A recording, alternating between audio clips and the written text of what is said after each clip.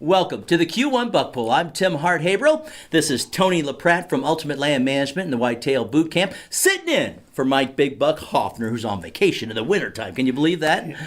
Well, anyway, Tony, it's good to have you here, and it's a good day to talk bucks, isn't it? It's always great to come to the old buck pull, and I enjoy coming here talking whitetails and giving a few tips and just see what the other hunters have been taking, and some great bucks were taken this year, so it's great. We've got the DNR with us today, Sergeant Joe Kellum. He's going to be talking about a survival pack, and Tony, you and I will talk in detail about that more, but that's something that you always have with you, isn't Yes, it? I do. I carry one in my truck, and I even have one in my backpack when I'm hunting. You never know, just because you ain't hunting, you should still have one in your vehicle. I always have my cold gear and everything I need to make it for a couple of days in the back of my truck, so it's always better to be prepared. We also have a little cooking segment with Chef Brent Mitchell from the Country Smokehouse, Sweet Thai Chili. We'll talk more about that coming up. And then myself and Tony will do kind of a year in review, and Tony's going to give you some tips. He's going to talk about his speaking dates so you can put them on your calendar. We've got it all, and we've got bucks right here on the Q1 Buck Pull.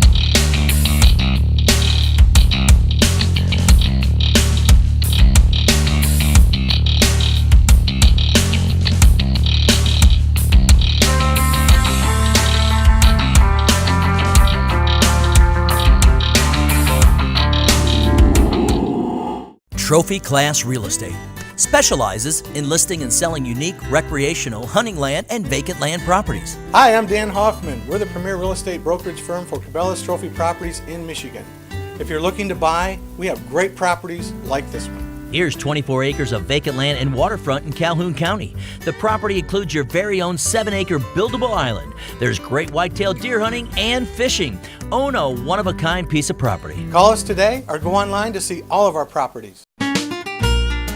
Add style to your bedroom or living room with log furniture from Thurston's Furniture. One-of-a-kind log bedroom sets, dressers, mirrors, easy beds that convert from a couch to a bed. Specializing in custom orders, Thurston's offers a great selection to choose from. Plus, check out our Northwoods Wildlife Print area rugs. Want a camel recliner? You'll find it at Thurston's. Thurston's Furniture on M60 in Homer. Everything you want in log furnishings at great prices. Did you know that Tire City is more than just tires? Marshall Tire, Albion Tire, and Charlotte Tire are all more than just tires at great prices. We're your complete auto repair center. We're brakes, oil changes, steering and suspension, diagnostics. We're more than just tires. We're your complete auto repair facility. Tire City, Marshall, Albion, and Charlotte. Back here on the Q1 Buck Pull, Tim Hart-Haverhill and Tony LaPratte from Ultimate Land Management and the Whitetail Boot Camp. We're going to talk to Sergeant Joe Kellum about a survival pack. And Tony, we're going to talk a little bit more about that. But we've got some bucks to feature. And I tell you what, we've had a lot of successful hunters with big deer this year. Yeah, there was exceptional deer taken this year, and it's great for the hunter out there. I think a lot of guys are passing up on the littler bucks, and it's really starting to show. But and then later on, we'll talk about some other things about the big bucks and some places where there ain't as many. All right, so here are our featured bucks this week. In the South Mid-Michigan region, we've got Tommy Hoover with a 10-pointer and a total score of 47.5. Nice. In the South Mid-Michigan region, Corey Henderson's 11-pointer scores of 45.5. In the South Mid-Michigan region, Cameron Carruthers with a 10-pointer, total score 46.5. And in the far north, last year's ATV winner, David Neek, with a 12-pointer and a score of 38.5. Even if you're not out in the woods, it's important to have a survival pack with you. Yes, I carry one in my truck. I carry extreme cold weather gear in my truck.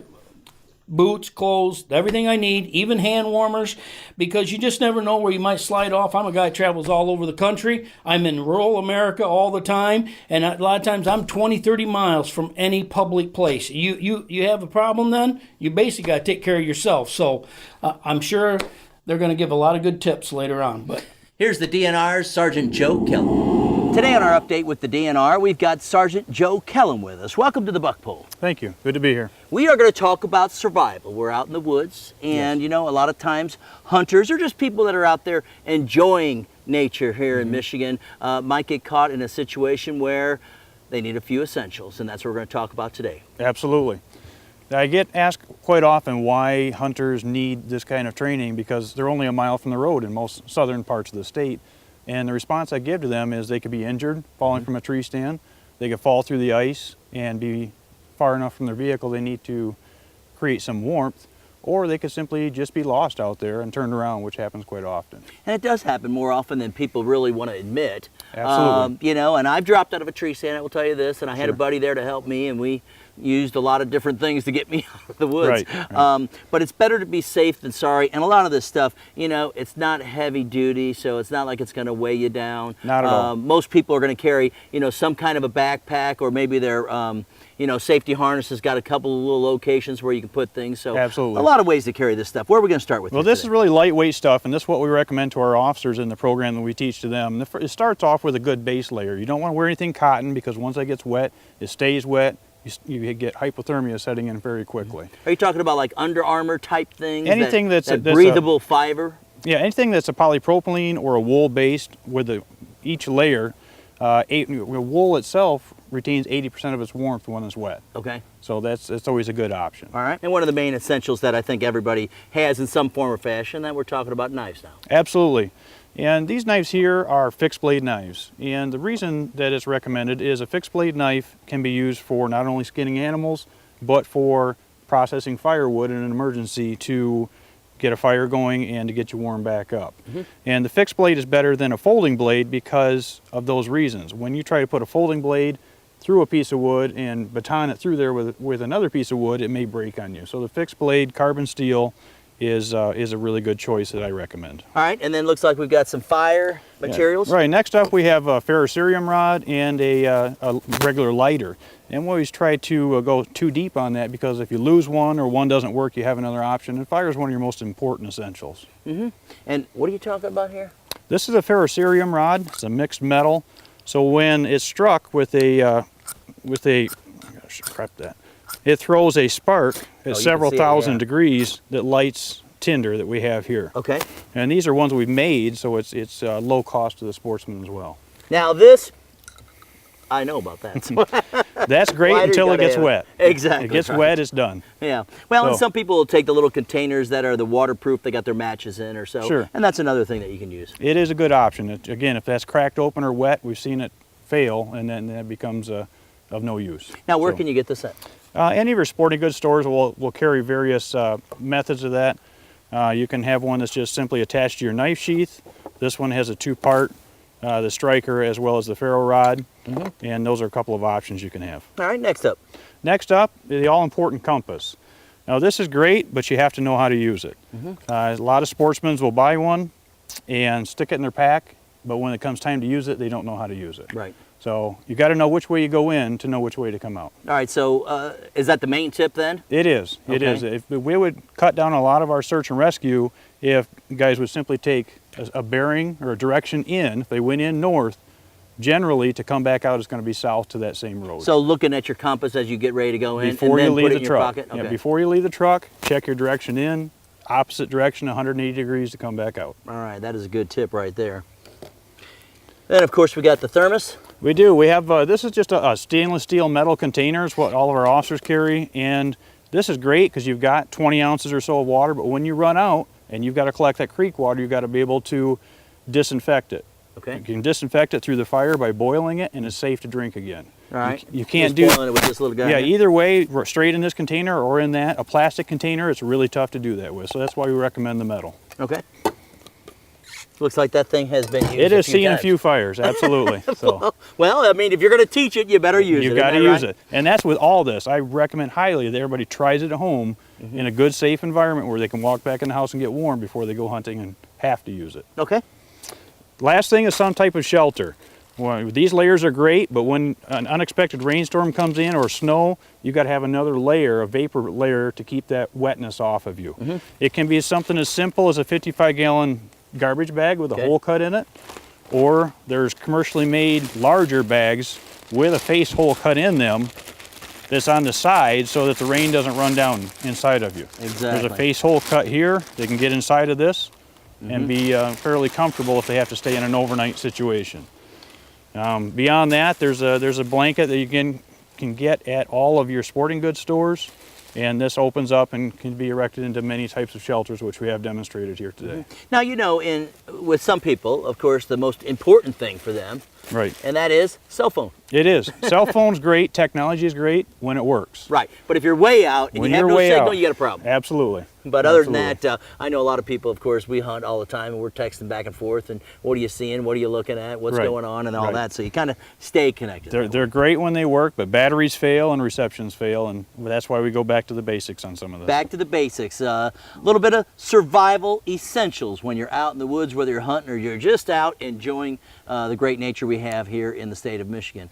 Anything else? Or is there any other location we can get information or anything else about survival? There's all kinds of websites out there, and our hunter safety classes touch on this, so anyone who goes through the hunter safety class gets a little bit of time on this and gets a refresher as well. All right, Sergeant, thanks for being Okay? with us. Thank you. Sergeant Joe Kellogg with the DNR talking about survival essentials whenever you're out in the woods, something to take with you here. I'm Tim Hart-Haberl, and you're watching the Q1 Buck. At Outfitters Taxidermy, I do high quality work at reasonable prices. We do it all at Outfitters Taxidermy, from birds, small mammals, fish, deer, shoulder mounts, full body mounts. I pay attention to the details in the mount, like your eyes, the nose, and the way the horns are set. Make sure the measurement's all correct, just like it is when you brought it in. If you're not sure how to cape your deer, I can do it for you, show you how to do it, where to make cuts, where not to make cuts. When you shoot that buck of a lifetime, give me a call at Outfitters Taxidermy. Hunting, fishing, trapping, Frank's Sporting Goods in Morley. We got the biggest selection of trapping supplies in West Michigan and the experience to go along with it, so we can teach you how to do everything right here on the spot. Long guns and handguns for any application, and expert service from someone who lives the outdoors. Don't forget, we got a great selection of ammo. You'll find it all at Frank's Sporting Goods in Morley. Stop in or call Frank's Sporting Goods in Morley for the best deals around. Hi, my name is Vic Havens, and we invite you to stop here at Frank's Sporting Goods in Morley, Michigan. Get your boots on at Backroad Saloon, the area's #1 country music entertainment, featuring a spacious 5,000 square foot dance floor catered to line dancing. Backroad Saloon, where there's live music on the weekends and special guests. It's the PBR After Party the 22nd and 23rd. Meet the PBR riders, the event staff, plus on the 23rd, Danny Vitani and 10 Hands Tall take to the stage. Backroad Saloon, the Nashville of the North, the area's #1 country music venue.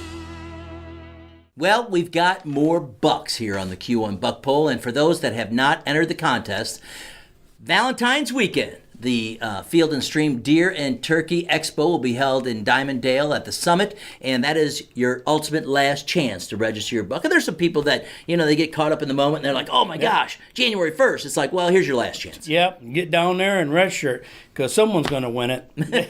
And when you know what, and that is a great event. You've been to the Deer and Turkey Expo. It's a lot of fun. It's out a there. great show. Everyone's there. There ain't nothing that you don't want that ain't there. Yeah, if you're there's a deer lot of hunter, products you have no idea what, and they're there. They're there. And it's always a great time. I mean, I love big bucks, and I just like walking by where everyone's got their deer hanging on the wall and look at what's been taken by other hunters, and it's just a great time. Mm-hmm. Speaking of big bucks, here's our featured bucks today. In the Southeast region, Dan Hurst brought in a 12-pointer, total score 48 3/4. In the South Mid-Michigan region, Danny Short with a 12-pointer and a total score of 53.125. The South Mid-Michigan region, Doug Newton's 13-pointer with a total score of 54.5. And in the Southeast region, Jacob Riscalib with a 12-pointer, his score 49.5. Some nice bucks. You bet. Now, Tony, You got the venison in the freezer. What are you gonna do with it? You're not just gonna make venison burger, are you? No, you got to make some chili. You dang right. Sweet Thai chili with Chef Brent Mitchell from the Country Smokehouse. Oh, we're gonna cook up something sweet today. We're at the Country Smokehouse in Almont. We got Brent Mitchell. Welcome to the Buck Pull. Thank you. He's our chef, and we're gonna make some sweet Thai chili venison, and it just sounds delicious. It's kind of a rainy day outside right now when we're shooting this. Let's talk about the ingredients here first. First thing is the venison. It's top round, cut extremely thin, about 2-inch pieces. We have some green and red cabbage with some carrots and celery. We have a little bit of wild mushrooms here. There's maitake, shiitakes, baby portobellas. You can also use your favorite mushroom, whether it be morels or whatever suits your fancy. We have some chopped green onion. We have some crushed peanuts, and then we have some chopped cilantro.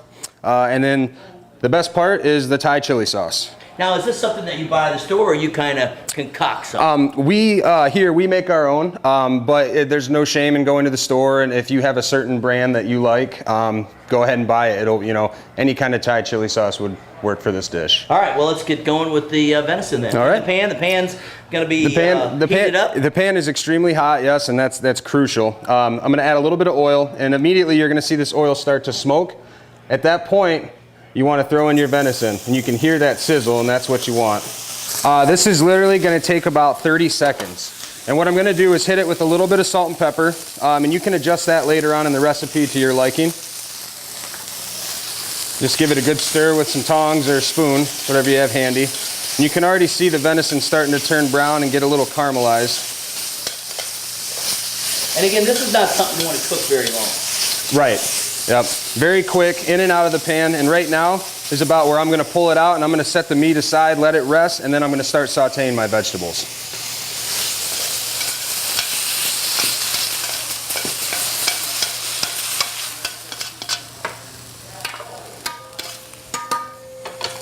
All right. Venison carries over very quickly, and what that means is that it continues to cook as it's not in the pan. You can set it aside, it's still going to continue to cook, and that's where a lot of people sometimes go wrong with venison. They cook it too much, and they eat it right away, and that's how it turns out to be dry.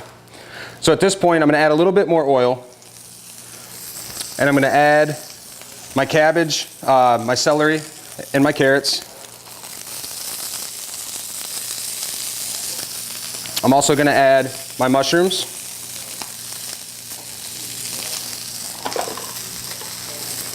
I'm going to hit it once again with just a little bit of salt.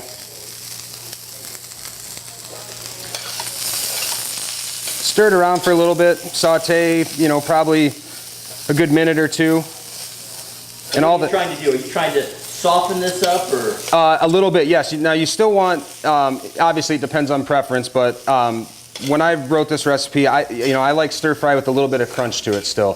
So basically you're almost searing the vegetables as well. You want a little bit of bite to them, but you don't want them mushy either.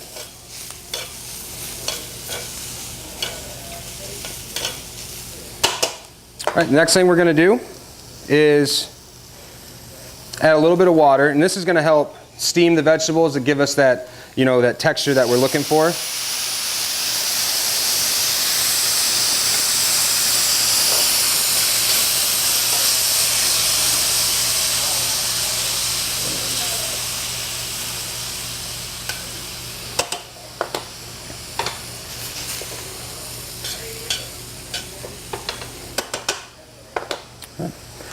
And at this point, if you want, add a little bit of chopped peanuts to the dish. You can also add some of your chopped cilantro. And you can also add some of the green onions. All right, so we got all the vegetables mixed, the texture is coming along, we got the venison all seared. Yep. What do we do next? Next, after the water starts to disappear and reduce away, you can already tell when the vegetables are starting to get tender. They start to turn translucent. At that point, we're going to add our venison back to the mixture here.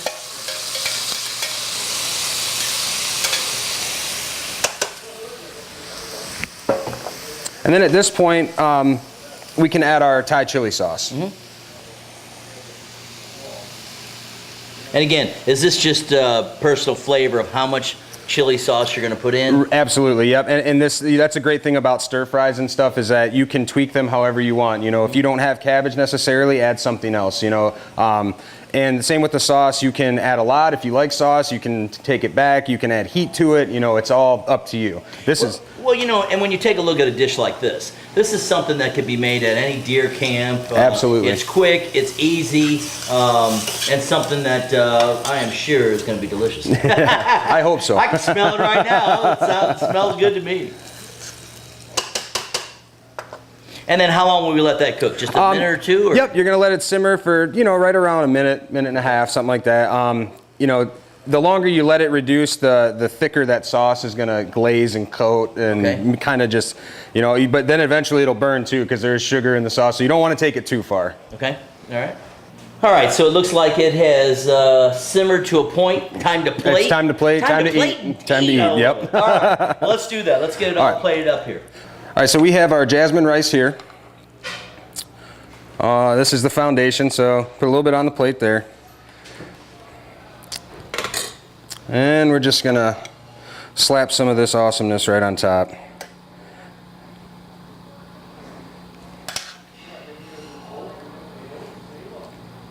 Get some mushrooms in there, a little bit of everything. And then back to our garnishments, some chopped peanuts right over the top. Some chopped fresh cilantro. And the green onion. And that's sweet Thai chili venison. Now the best part about the whole deal about cooking. So some sweet Thai chili venison. Yep. I'm going to have a little bite. Oh yeah, go ahead. Let's give it a shot. See if it passes the test.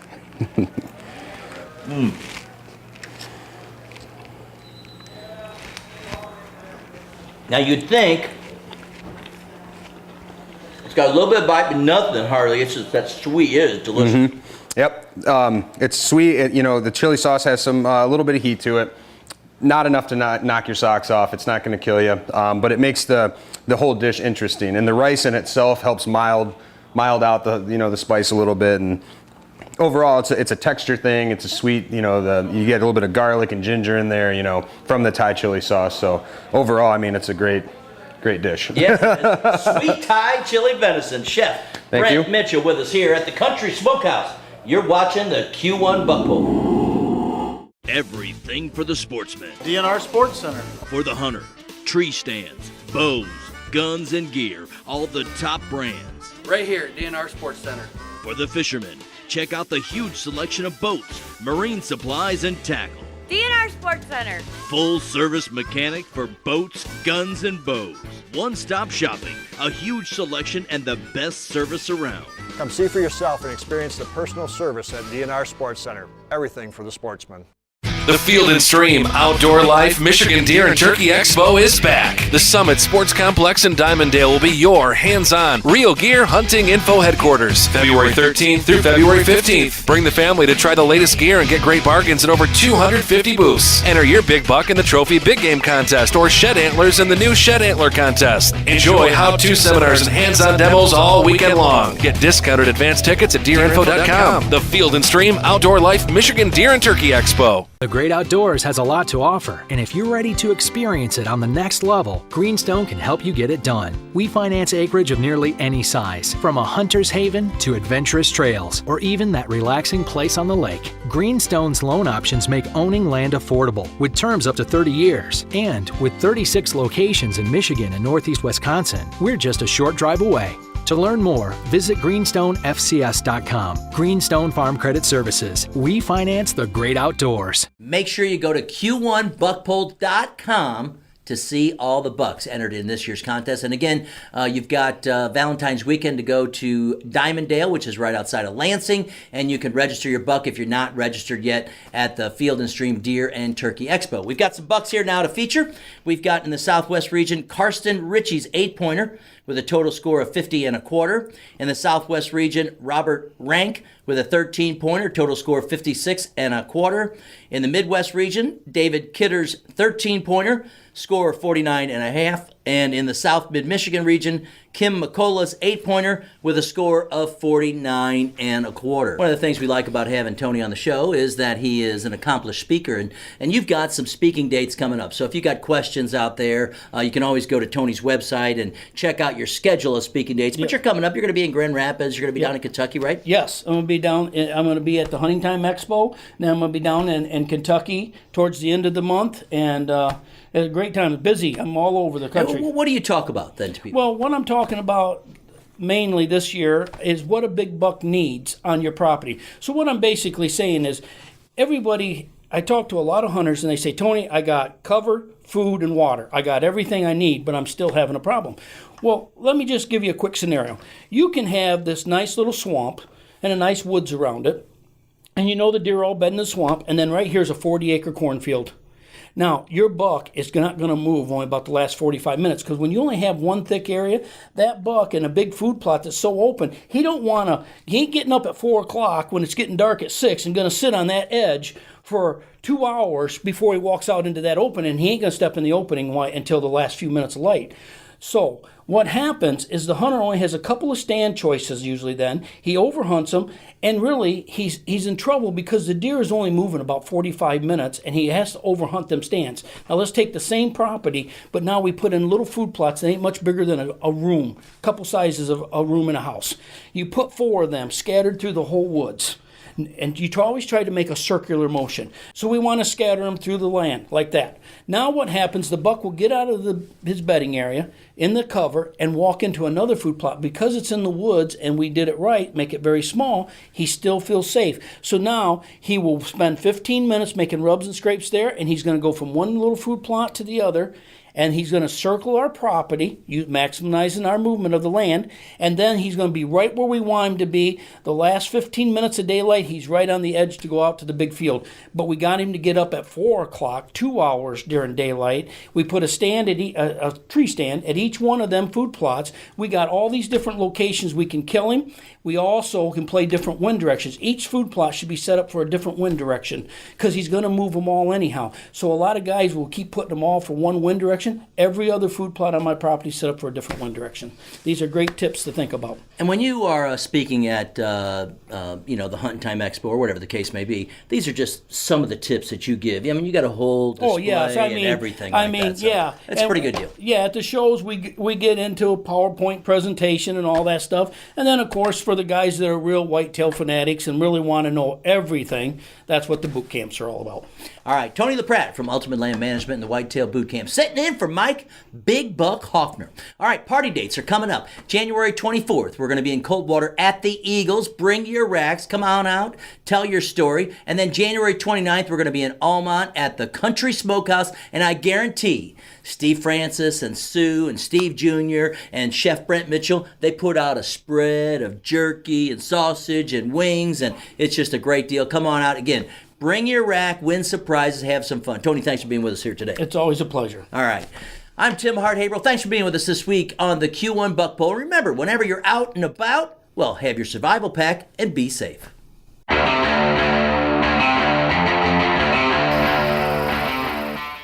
Great country for Kalamazoo. Find us on your radio at 102.5, online at greatcountry1025.com, and on your mobile device on iHeartRadio. Kalamazoo's Great Country 1025, powered by Nash.